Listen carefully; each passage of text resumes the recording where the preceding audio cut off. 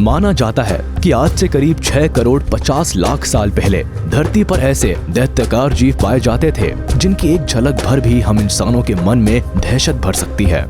इन भीमकाय जीवों को वैज्ञानिकों ने डायनासोर्स का नाम दिया। डायनासोर्स की कई प्रजातियां पाई जाती थी। कुछ इतने बड़े थे कि उनका वजन 80,000 किलोग्राम तक होता था। वही कुछ डायनासोर्स उड़ सकते थे, कुछ बहुत खूंखार शिकारी होते थे, तो कुछ केवल फल फूल पत्तियां खाते थे। ये सब अपनी दुनिया में मस्त थे।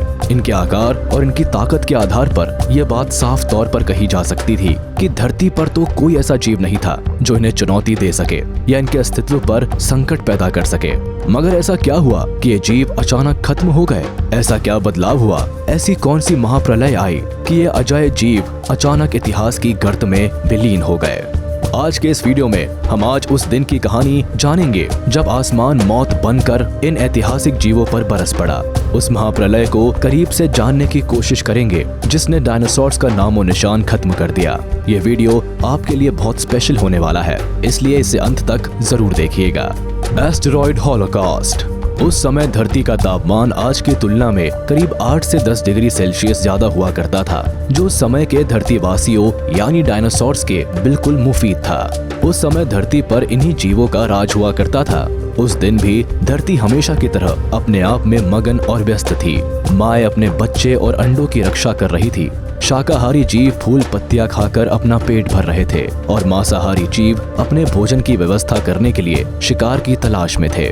सब कुछ अपनी गति से चल रहा था।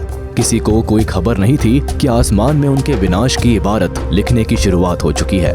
वैज्ञानिक मतों के मुताबिक अलग अलग समय पर अलग अलग एस्टेरॉयड के धरती से टकराने से धरती पर जीवन का वजूद आरंभ हुआ। ये भी कमाल की आयरनी है कि इस महाप्रलय का कारण भी एक एस्टेरॉयड ही था, यानी जो जीवन दे सकता है उसके पास जीवन छीनने की ताकत भी होती है।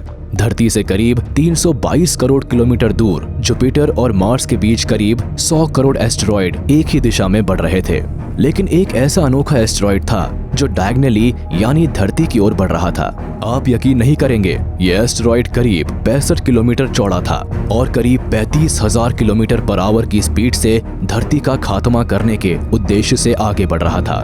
खैर, एक अच्छी बात यह हुई कि एस्टेरॉयड एक बड़े एस्टेरॉयड से जा टकराया और लाखों टुकड़ों में टूट गया। हालांकि अभी भी समस्या खत्म नहीं हुई थी। इन टुकड़ों में एक एस्टेरॉयड का टुकड़ा अभी भी अपनी दिशा से भटका नहीं था, यानी ये अब भी धरती की ओर ही बढ़ा चला जा रहा था। ये टुकड़ा करीब 10 से 15 किलोमीटर चौड़ा था, यानी इसमें अब भी धरती का सर्वनाश कर देने की ताकत थी। इस बार नियति सचमुच सर्वनाश ही चाहती थी। खैर, अभी भी धरती के बचने की एक आखिरी उम्मीद बाकी थी।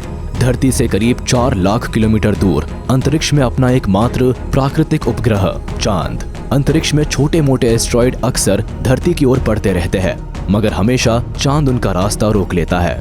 चांद के ग्रेविटेशन फोर्स के कारण ये एस्टेरॉयड अपनी दिशा बदल लेते हैं और धरती से टकराने के बजाय चांद से जा टकराते हैं।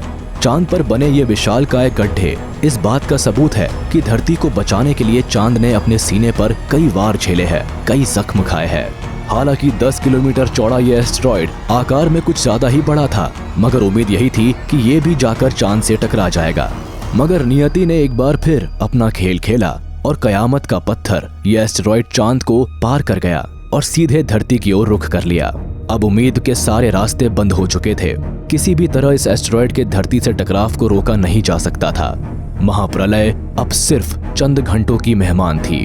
यह एस्टेरॉयड धरती की तरफ तेजी से बढ़ने लगा। यहाँ फिर 2 खतरनाक घटनाएं हुई जिन्होंने इस विनाश को और भी भयंकर शक्ल दे दी। पहली ये कि जब यह एस्टेरॉयड धरती की ग्रेविटेशनल रेंज से दूर था, तब तक इस एस्टेरॉयड की स्पीड थी करीब 65,000 किलोमीटर पर आवर। मगर जैसे ही एस्टेरॉयड ने धरती की ग्रेविटेशनल रेंज में प्रवेश किया, ग्रेविटेशनल पुल की वजह से इसकी स्पीड बढ़कर 72,000 किलोमीटर पर आवर हो गई। यानी अब एस्टेरॉयड के धरती की सतह से टकराने में केवल 20 मिनट बाकी रह गए थे। और फिर जैसे ही एस्टेरॉयड ने धरती के वायुमंडल में प्रवेश किया, दूसरी घटना घटी। तेज स्पीड के साथ एस्टेरॉयड का वायुमंडल की गैसेस के साथ घर्षण हुआ और इस फ्रिक्शन की वजह से एस्टेरॉयड में आग लग गई। यानी ये एस्टेरॉयड अब एक आग के गोले में बदल चुका था और 10 किलोमीटर चौड़ा ये आग का गोला अब धरती से बस टकराने ही वाला था। और आखिर धरती के विनाश का वक्त आ ही गया।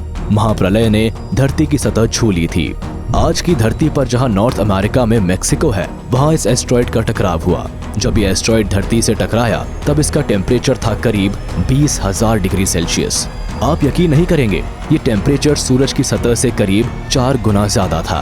माना जाता है कि जब ये आग का गोला धरती की सतह से करीब 800 किलोमीटर दूर था, तब भी इसकी चमक और गर्मी इतनी ज्यादा थी कि जिस भी जीव ने इसकी ओर देखा होगा उसकी आंखों की रोशनी चली गई होगी। इस एक्सप्लोजन का फोर्स करीब 100 करोड़ मेगा टन था। इसे आप यूं समझिए कि हिरोशिमा और नागासाकी में परमाणु विस्फोट के फोर्स को मिला भी ले तो भी एक्सप्लोजन उससे करोड़ों गुना ज्यादा शक्तिशाली था। अगर ये आग का गोला समंदर से टकराया होता तो शायद पानी की वजह से इसके टेम्परेचर और स्पीड में कमी आती और बर्बादी कुछ कम होती, मगर ये एस्ट्रॉइड सीधा धरती से ही टकरा गया था। इस भिड़ंत का परिणाम ये हुआ कि पूरी धरती दहल गई। जिधर टकराव हुआ था उसके आसपास करीब 1000 किलोमीटर की दूरी तक का तापमान एकदम से 300 डिग्री सेल्सियस पहुंच गया था। जो भी डायनासोर्स और दूसरे जीव इस 1000 किलोमीटर के दायरे में थे, वे सभी जलकर खाक हो गए। इस भयानक टेम्परेचर की वजह से धरती के एटमॉस्फेयर का पूरा मॉइस्चर भाप बन गया। धरती पर जिस जगह यह एस्ट्रॉइड टकराया था उस जगह करीब 180 किलोमीटर चौड़ा और करीब 20 किलोमीटर गहरा गड्ढा बन गया था। इस विशाल गड्ढे के आकार से ही अंदाजा लगाया जा सकता है कि ये टक्कर कितनी भीषण थी। मगर ये तो केवल विनाश की शुरुआत थी। इस भयंकर टकराव की वजह से धरती की लाखों मेट्रिक टन धातु टुकड़ों के रूप में उछलकर अंतरिक्ष में पहुंच गई थी और कुछ ही घंटों बाद आग के गोलों के रूप में वापस धरती पर गिरने लगी। ऐसा लग रहा था जैसे आकाश से धरती पर आग की बारिश हो रही हो। इस भयानक बारिश से आकाश में उड़ने वाले डायनासोर्स और दूसरे जीव जलकर खत्म हो गए। नेचर का ये विकराल रूप यही नहीं थमा। इस भयानक टकराव की वजह से धरती पर एक तेज भूकंप आया। ये भूकंप कोई साधारण भूकंप नहीं था, बल्कि ऐसा महाविनाशकारी भूकंप था जैसा आज से पहले धरती ने कभी महसूस नहीं किया था। इंसानों ने आज तक जिस सबसे भयानक भूकंप का अब तक सामना किया है, ये भूकंप उससे भी 7 गुना ज्यादा तीव्र था। इस भयंकर भूकंप की चपेट में विस्फोट की जगह से दूर रहने वाले डायनासोर्स और जीव भी आ गए थे। चारों तरफ मौत तांडव कर रही थी। जिधर देखो उधर बस लाशों के ढेर दिखाई देते थे। अपने आकार के दम पर कभी ना झुकने वाले डायनासोर्स तिनकों की तरह बिखर रहे थे। ब्लास्ट को 1 घंटा भी नहीं हुआ था और धरती बिल्कुल खंडर हो गई थी।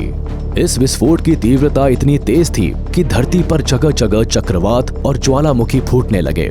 दुनिया के बाकी हिस्सों में मौजूद डायनासोर्स की प्रजातियां इन चक्रवात और ज्वालामुखी की चपेट में आकर धीरे धीरे दम तोड़ने लगी। चारों तरफ बस मौत ही मौत नजर आती थी। प्रकृति अपने सबसे भीषण रूप में नजर आ रही थी। उसका रौद्र रूप सब कुछ निगल लेने के लिए आतुर नजर आ रहा था। भूकंप और ज्वालामुखी का असर समंदर के अंदर भी था। समंदर में उठने वाले भूकंप और ज्वालामुखी जैसी आपदाओं ने सुनामी का रूप ले लिया और समंदर उफनने लगा। बड़ी बड़ी लहरें उठने लगी। ऐसी भयंकर सुनामी धरती ने आज तक नहीं देखी थी। इस सुनामी की वजह से समंदर के अंदर का जीवन पूरी तरह से नष्ट हो गया। सारे मरीन क्रिएचर्स मारे गए।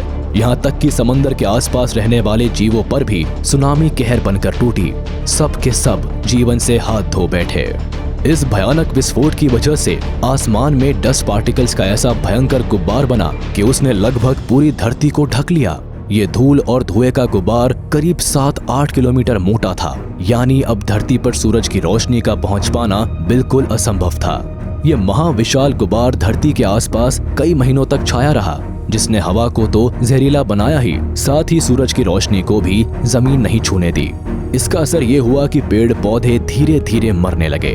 धरती के हर हिस्से से वनस्पति का अस्तित्व मिटने लगा और साथ ही इन पर आश्रित जीव भी खत्म होने लगे।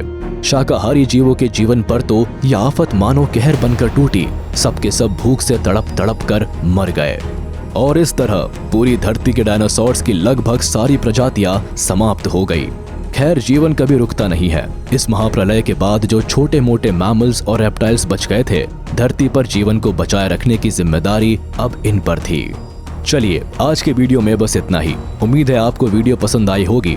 तो हमारे इस वीडियो को लाइक कर दे और मुझे कमेंट में जरूर बताइएगा कि इन डायनासोर्स के पतन की इस दिल दहला देने वाली कहानी को जानकर आपको कैसा लगा।